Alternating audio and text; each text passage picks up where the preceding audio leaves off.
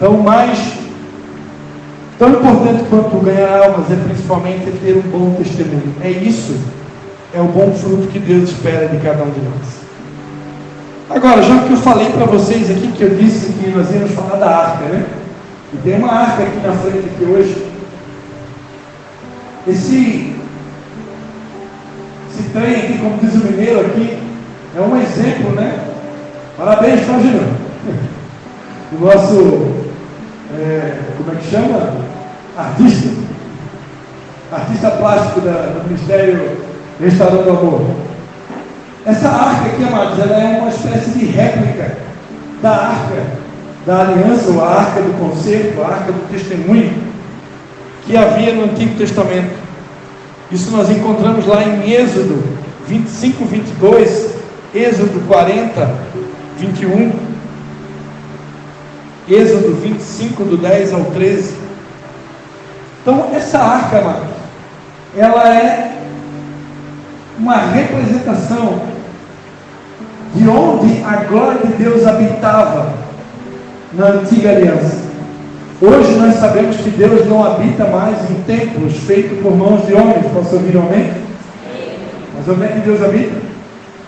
Deus habita dentro de cada um de nós. Deus não está mais ali dentro daquela arca de madeira, amém? Agora Ele está dentro de nós. Mas o porquê que a gente trouxe essa arca de madeira aqui para vocês? Para explicar para vocês como que acontecia no Antigo Testamento e qual era a responsabilidade dos sacerdotes em carregar a arca. Por isso, desde já eu quero profetizar que nessa noite você vai ter uma experiência sobrenatural aqui nesse lugar, do que representa carregar a glória de Deus, do que representa carregar a cabode de Deus, transportar a presença de Deus. É coisa muito séria. E a arca está aqui para isso. O que é a arca? A arca representa a presença de Deus no meio do seu povo. Ela é a sustentação do tabernáculo. Ela é a figura da igreja. Ela é a figura de Jesus. Ela é uma ordem de Deus. Deus disse a Moisés para fazer a arca, e ela seria um sinal para o povo de Deus. Êxodo 37, do 1 ao 5, e Números 10, 33. A arca é a presença de Deus. Ela segura os nossos ministérios. Não são as paredes bem construídas que segurarão a tenda que está se ampliando, mas a presença de Deus, que é a arca. Então, amados, o que segura a Igreja Batista Restaurando o Amor, o que segura o Ministério de Vidas Águas, o que segura todos os ministérios, não é um templo, uma estrutura muito bem construída. Às vezes nós nos agarramos na estrutura, mas a igreja não é a estrutura, a igreja não é o prédio, a igreja sou eu e você. E o que sustenta a igreja não é as vigas, não é o tijolo, não é o concreto. O que sustenta a igreja é a presença do Espírito Santo. Se a presença do Espírito Santo foi embora da minha vida, se a presença do Espírito Santo foi embora da vida do pastor Dalcinho, da pastora Mena, da sua vida, nós nos tornamos pessoas sem graça. Sem graça. É alguém sem graça. Então o que faz a diferença na vida de um cristão é a arca, é a presença de Deus nas nossas vidas. A arca foi feita para Deus, para que Deus fosse lembrado no meio do povo. Ela contém sinais de muita relevância, que devem fazer parte da vida da igreja. A arca deve estar no meio do povo, pois é a sustentação do tabernáculo. Em Apocalipse 11, 19 está escrito: abriu-se o santuário de Deus, que está no céu, e no seu santuário foi vista a arca do seu pacto, e houve relâmpagos, vozes e trovões, e terremoto e grande saraivada.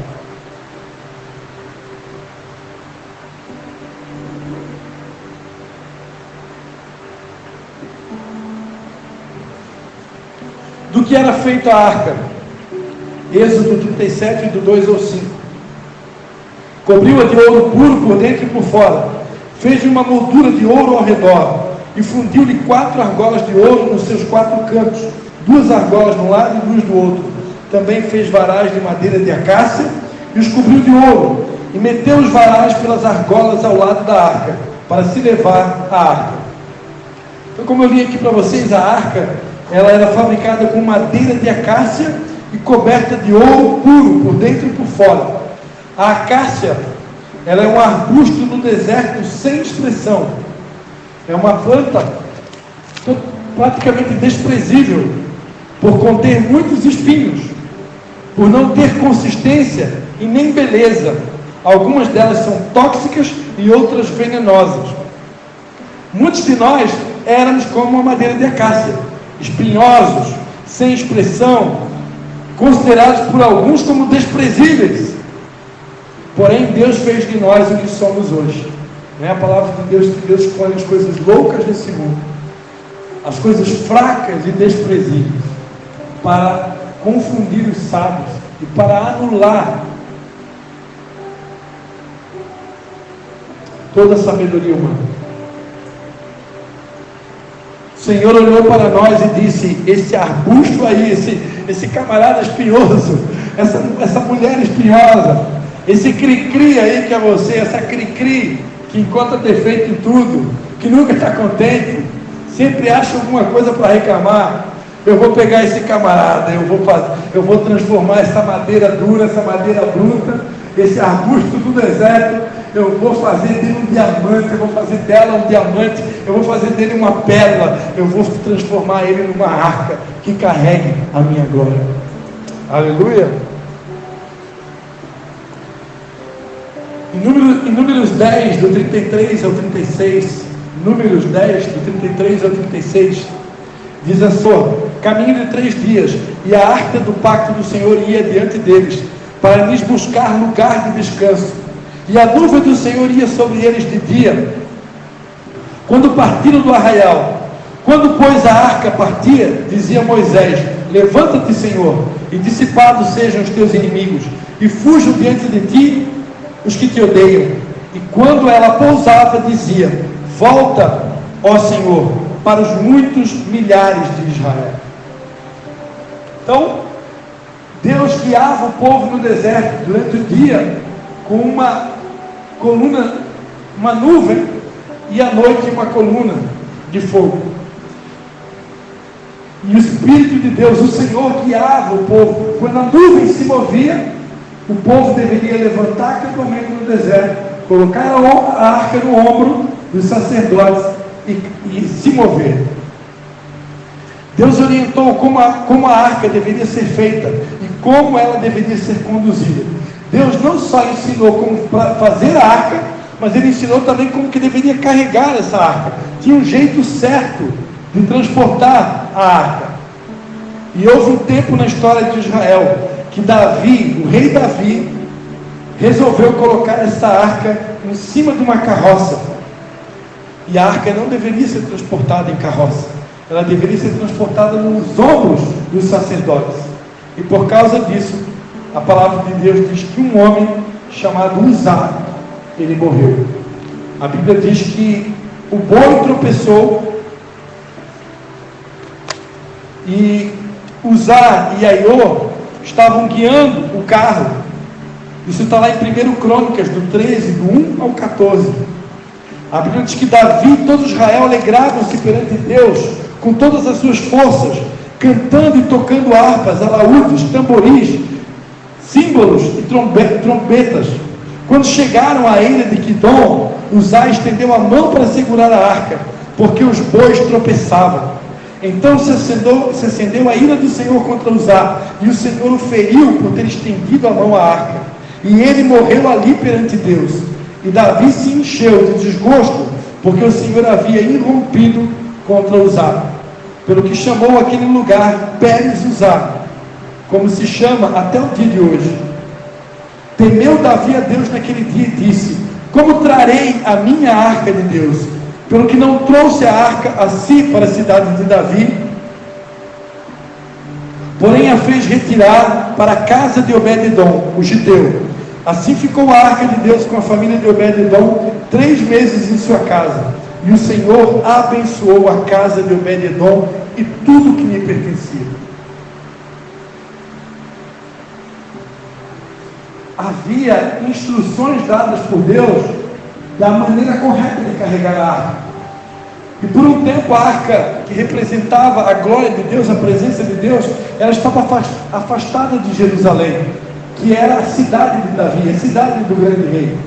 E Davi, quando se deu conta que ele precisava trazer novamente a arca, ele estava tão afoito, com tanta pressa, com tanta vontade de trazer a arca novamente para a sua cidade, que Davi acabou quebrando princípios.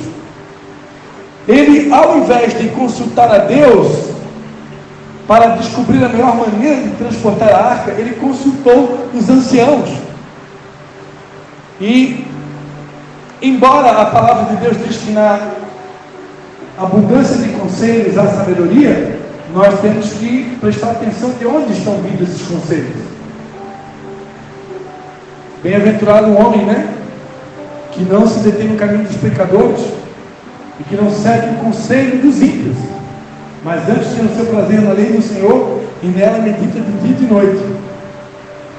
Davi ouviu conselhos, e os conselheiros explicaram que era bom trazer a arca, mas nenhum deles lembrou Davi como que deveria trazer a arca.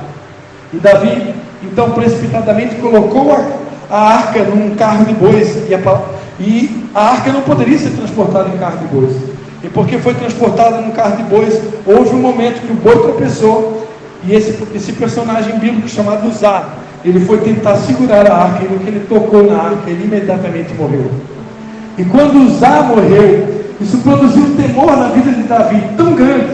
Davi ficou com tanto temor de carregar a arca, que ele decidiu deixar a arca na casa de Obed-Edom, que era um giteu. Davi decidiu deixar a arca lá, e a arca ficou lá um pouco mais de 90 dias, até Davi descobrir como que era a maneira correta de transportar a arca. E a Bíblia diz que durante todo esse tempo que a arca ficou na casa de Obed-Edom, Obed-Edom prosperou. Nós costumamos sempre usar esse texto bíblico para incentivar você a ter a sua célula, porque assim como a arca, que representa a presença de Deus, fez a prosperidade alcançar a família de Obed-Edom, eu tenho certeza, amados, eu já vivi isso na pele muitas vezes, porque a célula que eu tenho hoje não é a minha primeira célula, eu já tive várias células. Eu já estou tendo uma célula de novo, mas eu já tive várias células.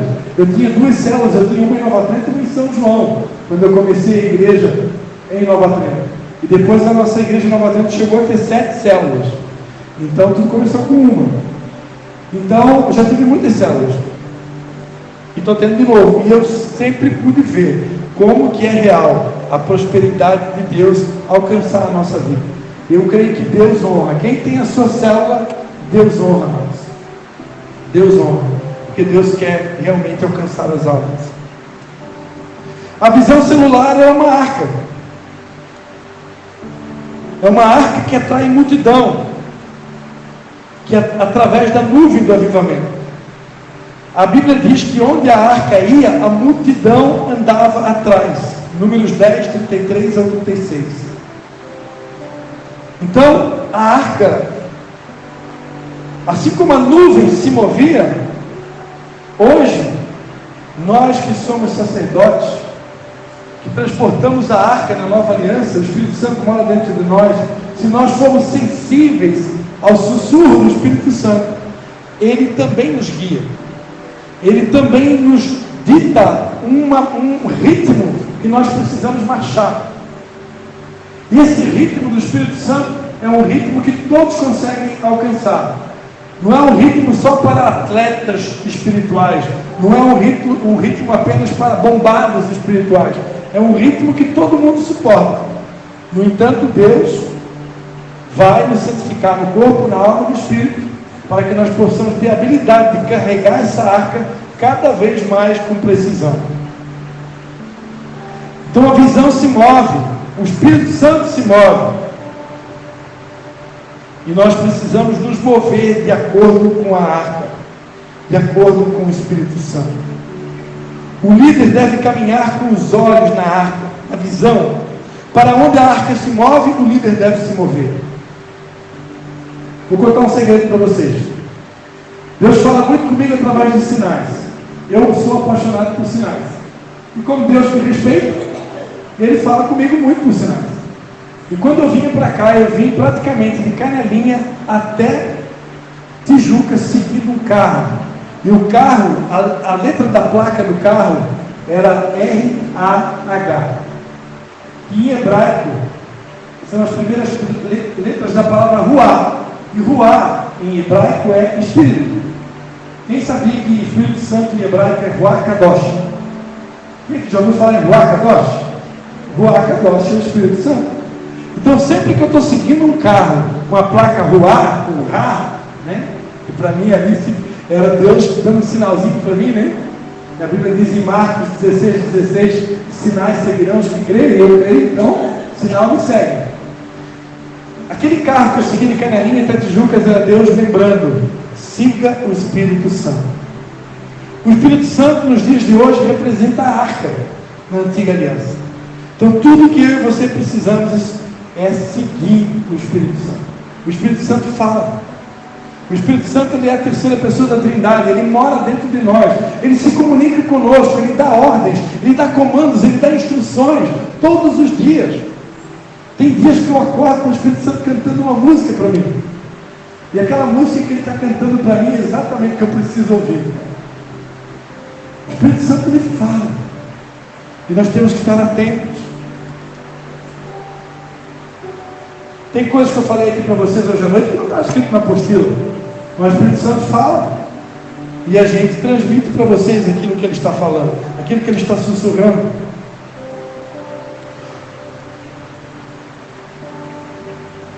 Então, quando o Espírito Santo nos manda para a esquerda, nós vamos para a esquerda. Quando o Espírito Santo nos manda para a direita, eu vou para a direita. Quando o Espírito Santo manda eu avançar, eu vou avançar. Quando o Espírito Santo manda eu parar, eu vou parar.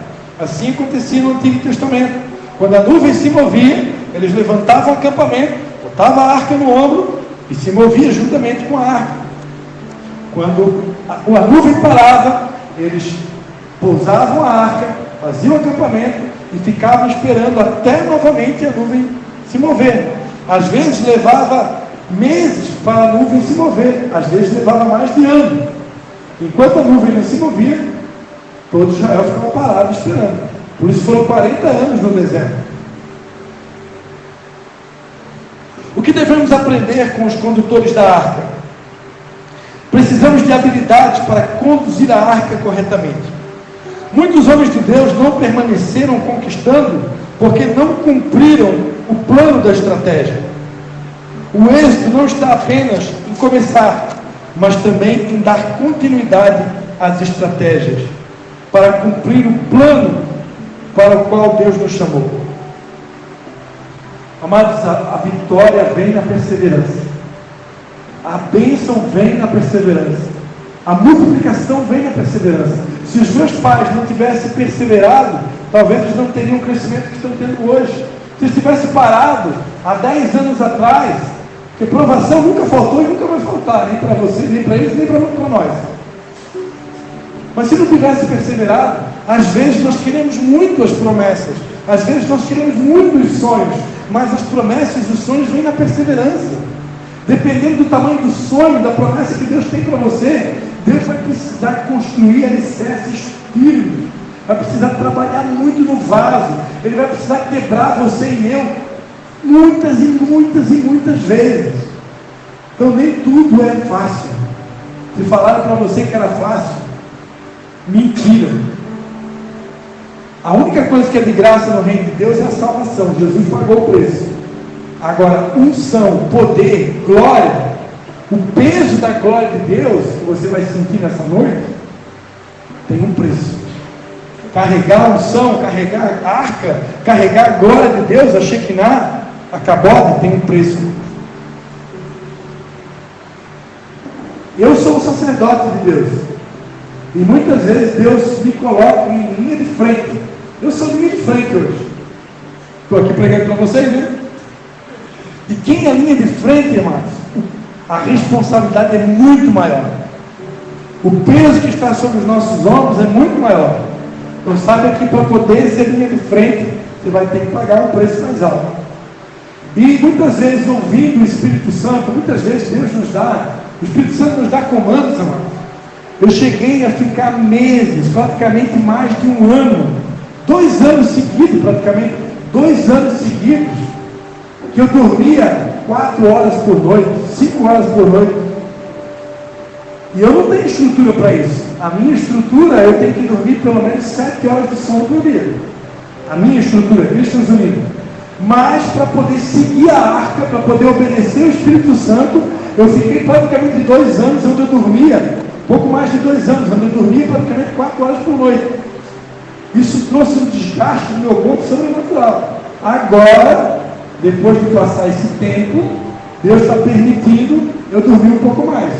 Hoje, especialmente hoje, acho que eu fui dormir 2 da manhã e me acordei às 11 da manhã. Fazia mais de anos, de séculos que eu não sabia que era dormir e me acordar tão tarde, porque o máximo que eu me acordo é 8 da manhã. Depois de séculos, eu não sei, acho que talvez a última vez que eu dormi até 11 da manhã devia ser quando eu era criança. Nem lembrava mais. Mas Deus permitiu eu descansar. Mas já teve épocas de eu ficar. Se o Espírito Santo, às vezes, ele faz que você virar uma noite acordado. Se ele tiver um propósito que você vai precisar virar uma noite, ele vira uma noite. Vira até 2 se precisar. Mas eu tenho que estar sensível à voz dele. Porque para todos os efeitos, a Bíblia diz que inútil será repousar tarde, acordar cedo, comer o pão de dores, porque aos seus amados ele dá o sono, aos seus amados ele dá o quanto dorme. Então, pela lógica, você tem que dormir bem. Pela lógica, deu sono, vai dormir. Outro dia você acorda. E aí continua carregando a arca. Mas, às vezes o Espírito Santo te chama para as madrugadas. Ele quer que você atravesse a noite. E aí você tem que corresponder. Tem que estar ligado no Espírito Santo. É ele que dita o ritmo. E amados, quando o Espírito Santo invoca de fazer você ficar umas 2 noites acordado, que nem eu já fiquei, meu Deus, quando chegar na 3ª noite, você está quebrado. Você vai no limite. Para carregar a arca de Deus, às vezes, para poder você transportar a glória de Deus, muitas vezes você vai no limite. Porque como eu falei, glória de Deus tem um preço. Salvação é de graça. Mas unção, poder e autoridade tem um preço. Essas pessoas que hoje você acompanha nas redes sociais, e são pessoas que você percebe que são pessoas cheias da unção de Deus, cheias do Espírito Santo de Deus, pode ter certeza. São pessoas que têm vida de jejum, são pessoas que têm vida de oração, são pessoas que pagam preço alto. Que a unção, poder e glória tem preço. Amém?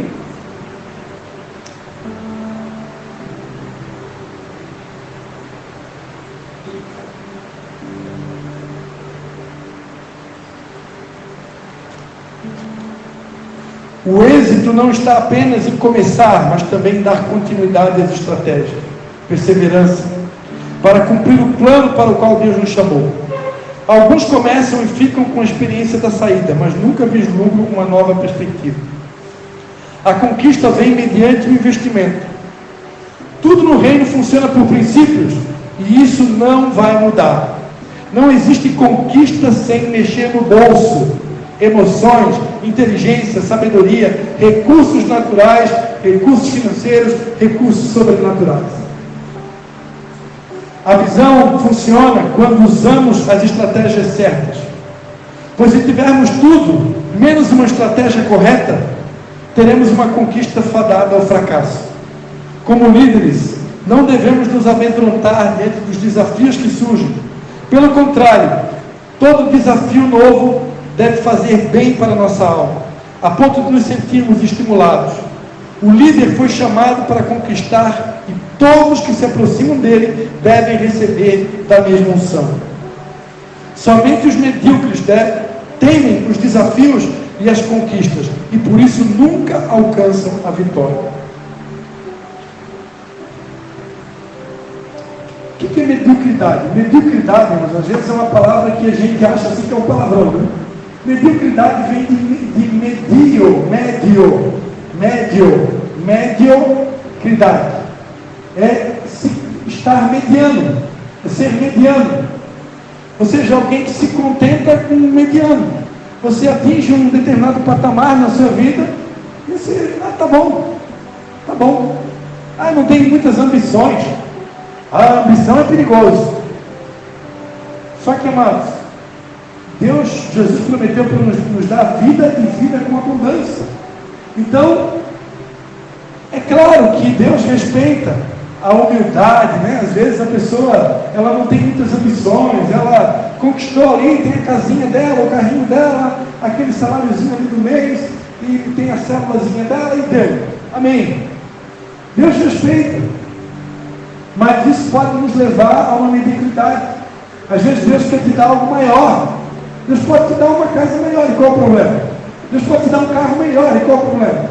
Deus pode te dar 10 células, e qual o problema? Então Deus quer nos levar a uma prosperidade em todos os níveis. Então tem que tomar cuidado com a mediocridade, tem que tomar cuidado com o estacionamento. Às vezes eu estaciono num lugar e não sai mais dali. Então, Deus quer nos levar a um crescimento em todos os níveis. Posso ouvir um amém? Precisamos devolver a arca para os ombros dos sacerdotes. Devolver a arca é muito mais do que conquistá-la. Muitas preciosidades que estão em nossas mãos foram perdidas porque nos faltou atenção e o entendimento de valorizar o que o Senhor tem confiado em nossas mãos. Não seja como a acácia, indesejável, espinhosa, venenosa. Não faça mover com espinhos. Saia da vulnerabilidade e não ande como se estivesse sempre no deserto, como se fosse oco, sem formosura. Deus quer fazer de você uma arca, alguém em quem a visão pode ser construída, encontrando disposição para gerar um tremendo avivamento. Como a arca era coberta de ouro, um metal nobre, o Senhor quer nos cobrir de ouro por dentro e por fora, porque eu e você somos a arca de Deus, que vão transportar a glória de Deus. O ouro é um metal que, quando provado pelo fogo, ele não sofre danos. Se a acácia não tivesse sido revestida de ouro, não teria a mesma durabilidade. Ouro, amados, fala de nobreza. O apóstolo Renê tem ensinado nas suas devocionais nos últimos meses. O tema desse ano é Jesus, o Rei da Glória. E a gente está tentando ensinar a igreja que, assim como o nosso rei, ele é um rei, nós também somos príncipes, porque somos filhos do rei. E se o nosso Deus é um rei, nós precisamos nos comportar como nobres. Deus quer trabalhar na nossa vida, no nosso caráter de tal maneira que nós venhamos nos tornar pessoas nobres, pessoas que estão acima da mediocridade, ou seja, acima da média. Deus quer nos levar para cima da média, quer tornar cada um de nós alguém relevante no reino de Deus. Ouro representa a proteção, a própria mão de Deus sobre as nossas vidas. Ouro fala de nobreza. Muitos de nós, acácias do deserto, foram transformados em verdadeiros condutores da presença de Deus. Ninguém vê as imperfeições que estavam por dentro e por fora, porque o Senhor nos cobre com o seu manto, com a sua justiça. E é por isso que os discípulos dizem: meu líder, você é um exemplo para a minha vida, você é uma bênção. Não é porque em nós mesmos somos alguma coisa, é porque o ouro de Deus já nos cobriu e a glória do Senhor está sobre nós. Pode aplaudir o Senhor Jesus?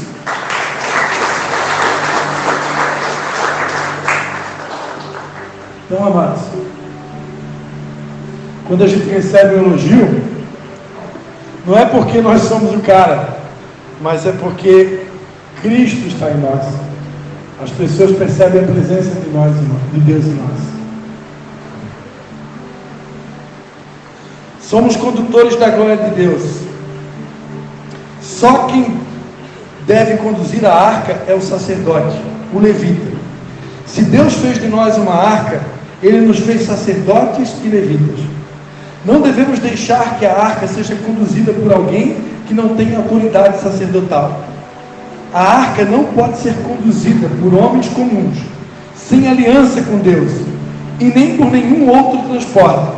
A arca deve estar no ombro do sacerdote, dos levitas rigorosamente selecionados. Hoje o Senhor colocará a arca em seus ombros, porque até então ela estava sendo conduzida nos carros de bois. A arca foi conduzida pelos bois, e Deus condenou essa forma errada de conduzi-la. Todas as vezes que a arca foi conduzida de forma incorreta, houve danos. Quando os filisteus roubaram a arca e colocaram-na nos ombros, conduzindo-a para a sua terra, todos que levaram a arca ficaram com hemorroidas.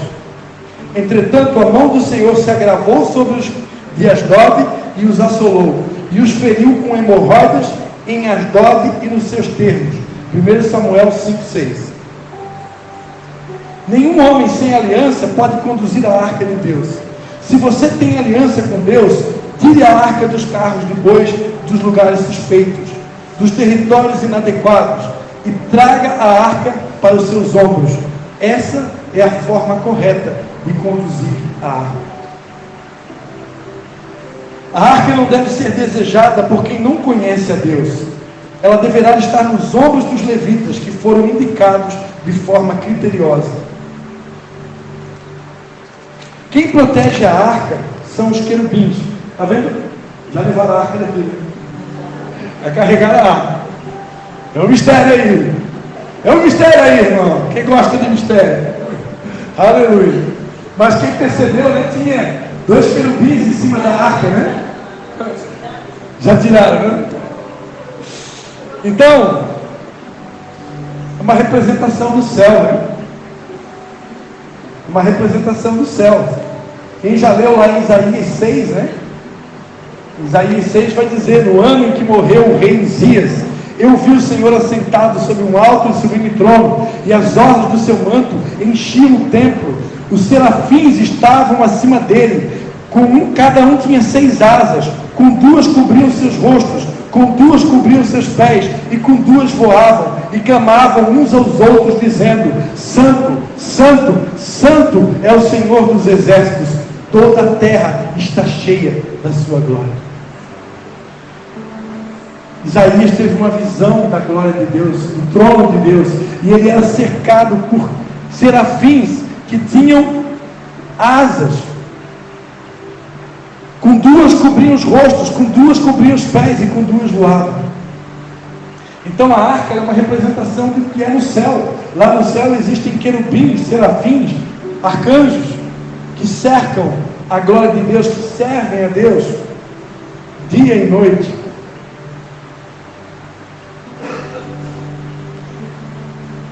Existem 2 territórios sagrados na terra, guardados por querubins, com espadas desembainhadas. Assim como lá no céu, aqui na terra tinha um lugar chamado Éden. Éden era também cercado por querubins. Deus colocou querubins com espadas desembainhadas, guardando as portas do paraíso, quando expulsou Adão e Eva. O Éden era um território sagrado, e Deus arrancou o pecado de lá. E havendo lançado fora o homem, pôs ao oriente do jardim do Éden os querubins, e uma espada flamejante, que se volvia por todos os lados, para guardar o caminho da árvore da vida. Gênesis 3:24. Um dos lugares aqui na terra guardado por querubins é o Éden. Depois que Deus colocou os anjos lá, Adão e Eva pecaram, Deus tirou Adão e Eva do jardim do Éden, nunca mais se ouviu dizer onde é que é o Éden. Nenhum cientista, nenhum teólogo, ninguém, como é que são aqueles camaradas que fazem aquelas escavações, como é que chama? Arqueólogo, né? Nenhum arqueólogo, os arqueólogos já descobriram lá as pirâmides do Egito e tantas escavações que foram feitas, né? Mas nenhum arqueólogo consegue achar o Éden, porque Deus colocou o querubim lá e aqui ninguém mais entra. Só vai entrar totalmente na nuvem da glória de Deus 2 vezes na vida. Uma é hoje à noite e a outra é quando a gente entrar totalmente no céu, porque lá vai ser a glória total. O Éden ninguém mais tem acesso aqui na terra. E outro lugar, que durante muito tempo aqui na terra, era cercado, estavam ali a presença dos querubins, era a Arca da Aliança. Na parte de cima da arca, Deus colocou ali, representa, de maneira figurada, né? 2 querubins. Vou abrir um parênteses, né? Tem gente que usa como desculpa, né? Eu vou confeccionar uma imagem de escultura, porque os crentes fazem arca e colocam o anjo em cima da arca. Amados, no caso dos querubins, Deus mandou colocar os querubins em cima da arca. Aí é outra coisa. A Bíblia é clara, lá em Êxodo 20, não farás para ti imagens de escultura do que está em cima do céu nem embaixo da terra. É mandamento, ponto final, acabou. A arca é uma exceção. Deus pediu para fazer o desenho de 2 querubins e botar lá. Se Deus mandasse fazer uma outro tipo de imagem, aí eu faria. Mas a única que Deus mandou fazer é os querubins, para botar em cima da arca. Aí tem gente que pega isso para dizer, não, está escrito na Bíblia que Deus liberou geral fazer imagem. Não está escrito na Bíblia. Deus mandou fazer só os querubins para colocar na arca. Os elementos da arca. O que tinha dentro da arca? A arca contém elementos fundamentais para que a nossa vida não esteja fora do propósito. A arca foi criada como sinal da nossa mudança e representa a presença de Deus no meio do seu povo, que tem uma promessa. A arca possui 3 elementos que são altamente proféticos para uma restituição de unção. E a arca da aliança, coberta de ouro em redor, em que estava um vaso de ouro que continha o maná e a vara de Arão que tinha brotado, e as tábuas da aliança. Hebreus 9:4. Então, dentro da arca, amados, tinha um vaso de ouro que continha o maná, a vara de Arão que brotou e as tábuas da aliança. Isso é o que tinha dentro da arca. As tábuas, amados, as tábuas da lei representam princípios. Deus é um Deus que quebra regras, mas nunca quebra princípios. Pastor, onde é que está na Bíblia que Deus quebra regras? Deus disse que com o pecado viria a morte. Só que Enoque nunca morreu. Ele andava com Deus e Deus o tomou para si. Elias nunca morreu. Ele andava com Deus e Deus separou ele com uma carruagem de fogo de Eliseu e ele subiu no redemoinho. Moisés subiu ao monte e nunca mais desceu.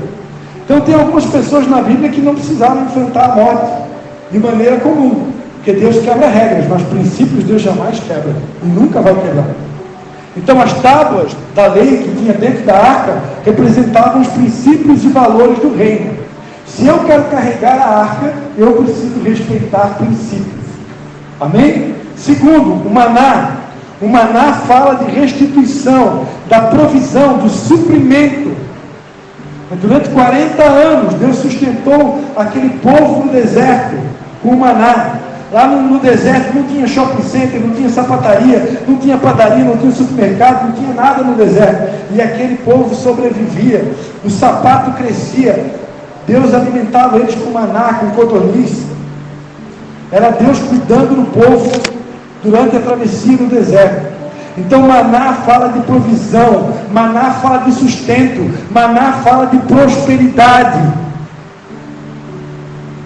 É também uma unção verdadeira, é um sinal de que os nossos desertos estão sendo encerrados. O Senhor jamais desamparará o seu povo, pois quem andou com ele 40 anos e não teve necessidade alguma, pode ter certeza, nunca terá.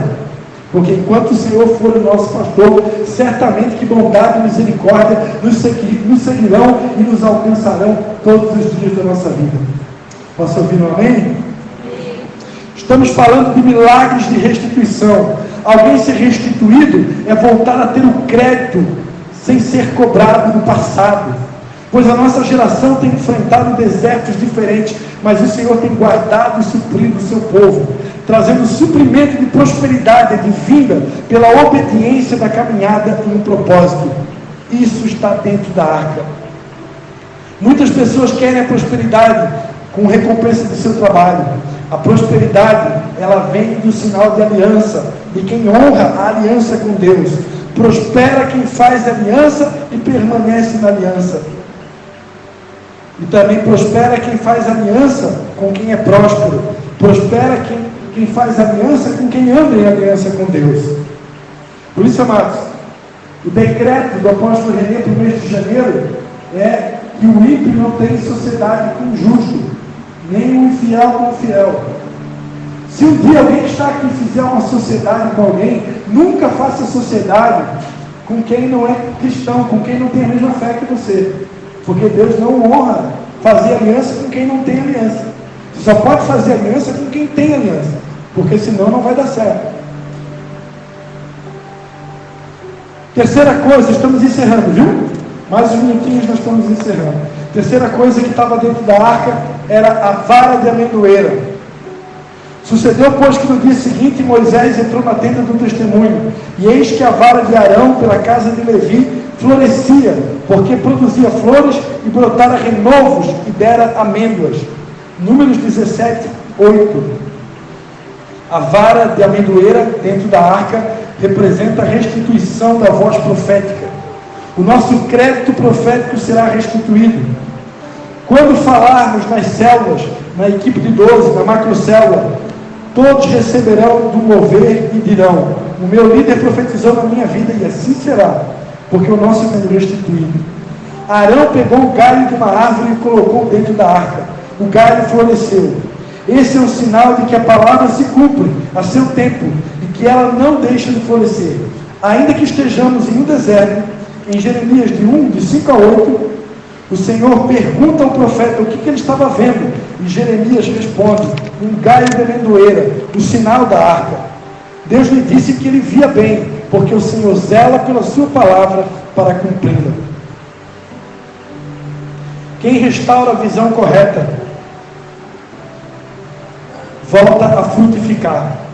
A vara de amendoeira significa o tempo de florescer em todas as estações. A amendoeira é a única árvore que ultrapassa as estações comuns. No inverno ela não está florescendo, ela está florescendo, e no verão ela dá o fruto. Quando entra na primavera, ela ainda está frutificando. Deus está dizendo ainda hoje: vou apressar os seus passos para a conquista que está chegando no seu ministério. Aleluia! A amendoeira sinaliza um tempo profético.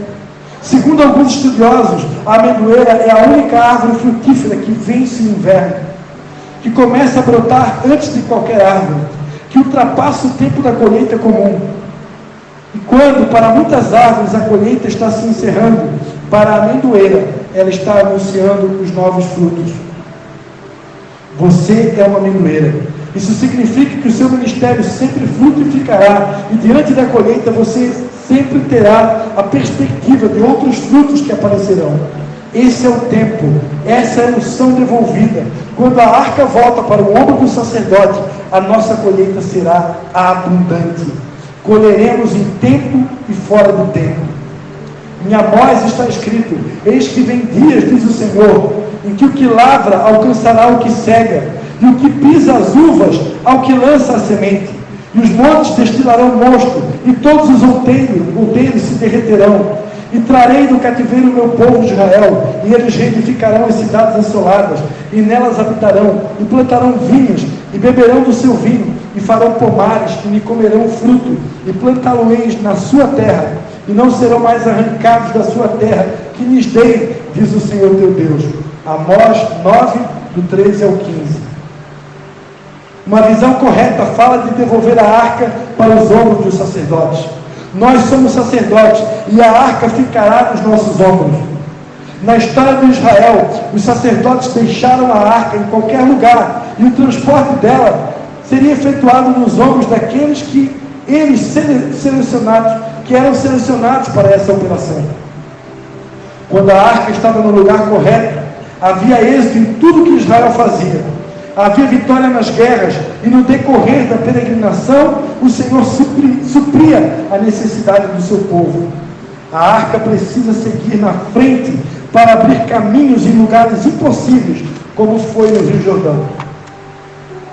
O texto de Crônicas mostra que a arca foi levada em carros de bois, e não nos ombros dos sacerdotes. Quando o princípio é quebrado, sofremos duas consequências. Muitos líderes querem crescer, querem que a igreja cresça, querem que as células cresçam, mas precisam crescer também. Líderes querem que seus liderados sejam referência, mas eles também precisam guardar o princípio do amor, da unção de conquista. Não estão mais na nobreza da chamada, estão impedindo resultados. Líderes que ao longo da visão não conseguiram gerar uma vida para Deus, mas exigem que seus discípulos tragam centenas e milhares. Estes não têm um bom testemunho. Ninguém pode ensinar paixão por vidas ausentes dessa paixão. Então nós vamos direcionar a visão de forma correta, tendo habilidades para gerenciar as vidas. Você se tornará um ganhador de vidas. Você voltará a ter a oportunidade de ouvir e de estar com pessoas e ganhá-las para o Messias. A arca estava sobre carroças com bois trôpegos, o que colocava em risco a unção dos princípios, da provisão da prosperidade, que tantos viveram, e a unção da frutificação e do crédito profético, restaurando a voz profética. Estava sendo mal conduzida com bois trôpegos. Temos aqui o moço que cuidava da carroça. Quem é esse moço? Uzá. Uzá era um servo que trabalhava em volta da arca para proteger a arca dos tropeços dos bois, pois ele estava sobre um lugar onde não tinha segurança, nem temos nem reverência sacerdotal. Existem muitos líderes que só querem usar os seus discípulos e conduzir a excelência que Deus lhe deu de qualquer maneira. Querem resultados pelos outros e não pelo seu trabalho. Esses líderes sempre vão usar alguém e, consequentemente, vão morrer assim como usaram, pois a unção de acompanhar com responsabilidade maior não é a de usar. Não podemos usar uma outra pessoa. Essa função de conduzir a arca é do líder, que deve colocar a arca nos ombros para evitar os tropeços. Amados, ombros fala de responsabilidade. Carregar a presença de Deus exige responsabilidade. Amém? Onde a arca pousa, ali vem prosperidade. Tudo prosperou na casa de Obed-edom. A Bíblia diz em 2 Samuel 6,11: e ficou a arca do Senhor 3 meses na casa de Obed-edom, o gitita, e o Senhor o abençoou e toda a sua casa. A arca permaneceu por 12 semanas, 90 dias na casa de Obed-edom. Isso significa que devemos dar tempo para firmar a base, a estrutura, o fundamento. Vamos refazer a base, vamos retomá-la. Cada líder deve pegar os seus discípulos e montar uma base nova. Anele para que a arca seja devolvida, para que seja instalada e com ela a presença do Messias. Davi temeu ao trazer a arca do Senhor. Então, amados, o mover celular é a arca de Deus que está voltando ao Brasil nestes dias. O Senhor nos escolheu para sermos carregadores da sua arca, carregadores da sua glória. Ele quer que retornemos aos seus princípios, e assim como Ele não transfere responsabilidade, quer que aprendamos com Ele. A arca precisa estar em nossos ombros, e assim a visão crescerá em nossas vidas, e a partir de nós. Foi instalado um mover celular em nós, através de uma visão correta. A multiplicação depende dessa base. Onde está a sua base? Como estão os seus fundamentos? Pergunte agora se a sua base tem condições de receber um avivamento. Como líder desse momento, pergunte a Deus: Senhor, a minha base tem estrutura para suportar a glória, o peso dessa arca? A minha base reconhece os teus princípios? A minha base tem os 90 dias? Tem saúde nela? Tem a vida do Senhor nela? Senhor, ajuda-me a ter a visão correta da tua arca. Feche os teus olhos, Senhor. Vai ser colocada uma música nesse momento.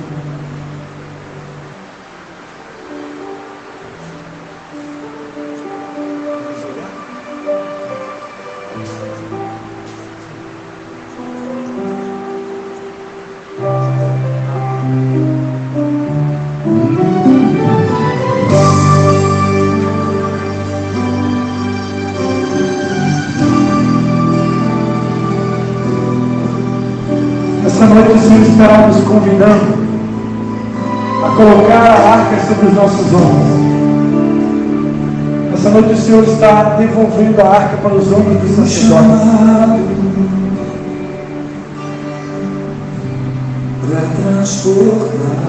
Essa música é para você, amém? Tua arca, tua presença, para o teu altar, Senhor.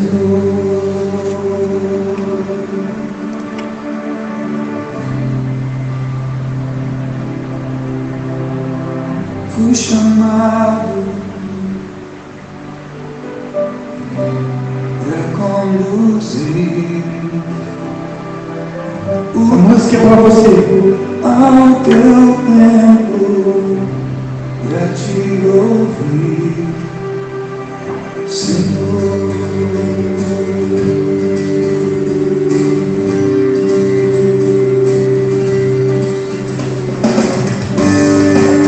Pai, em nome de Jesus, Senhor, nós queremos te pedir nesse tempo que o Senhor venha restaurando o temor do Senhor, que o Senhor venha restaurando o temor sobre a tua igreja, Para transportar, Pai, em nome de Jesus, levanta sacerdotes, levanta sacerdotisas tementes a Deus nessa noite, Pai.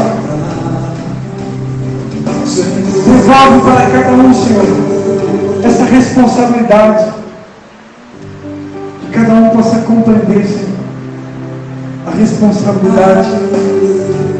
responsabilidade que é carregar a tua arca,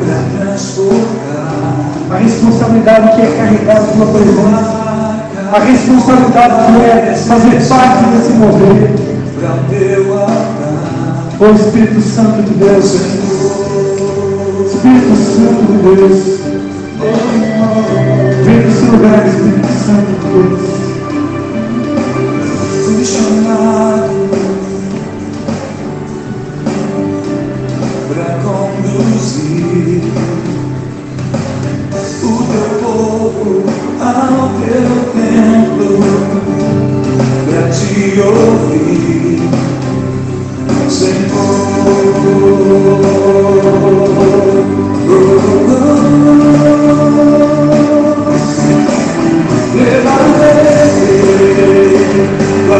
Senhor, lugar onde deve estar, devolver